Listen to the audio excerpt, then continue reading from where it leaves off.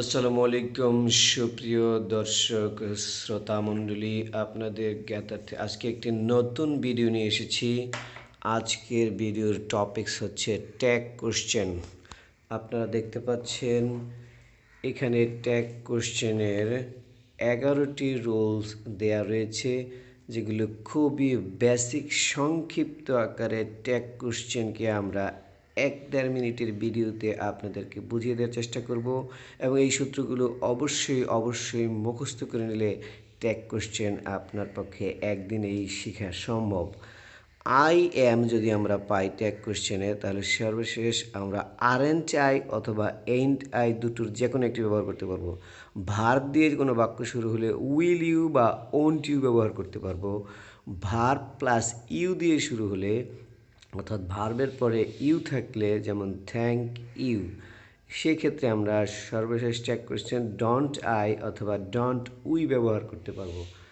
Please বা kindly দিয়ে বাক্য শুরু হলে উইল ইউ অথবা ক্যান ইউ ব্যবহার করতে পারবো। লেটাস বা লেটস দিয়ে শুরু হলে বাক্য শেষে শ্যাল উই ব্যবহার করব। লেট হিম বা লেট মি, অর্থাৎ লেটের পরে আস ছাড়া অন্য কোনো অবজেক্ট ব্যবহার হলে উইল ইউ বা ওন্ট ইউ ব্যবহার করব। ডু নট বা নেভার দিয়ে বাক্য শুরু হলে উইল ইউ বা ওন্ট ইউ ব্যবহার করব। যে কোনো সাবজেক্টে বডি বা ওয়ান যুক্ত থাকলে আমরা তার শেষে বি ভার্ব এর পরে অবজেক্ট বা প্রোনাউন হিসেবে দে ব্যবহার করব।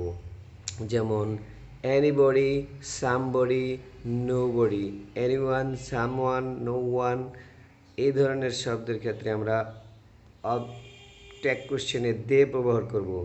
যে কোনো সাবজেক্টের সাথে থিং থাকলে তার প্রোনাউন বা সাবজেক্ট হিসেবে আমরা ইট ব্যবহার করব। যেমন anything, something, nothing. Okay, then used to থাকলে আমরা ডিডেন্ট ব্যবহার করব। সাবজেক্ট ভার্ব ছাড়া কোনো এক্সক্লামেটরি সেন্টেন্স থাকলে সেক্ষেত্রে আমরা ইজেন্ট ইট ব্যবহার করব। That's all for today. Thank you very much.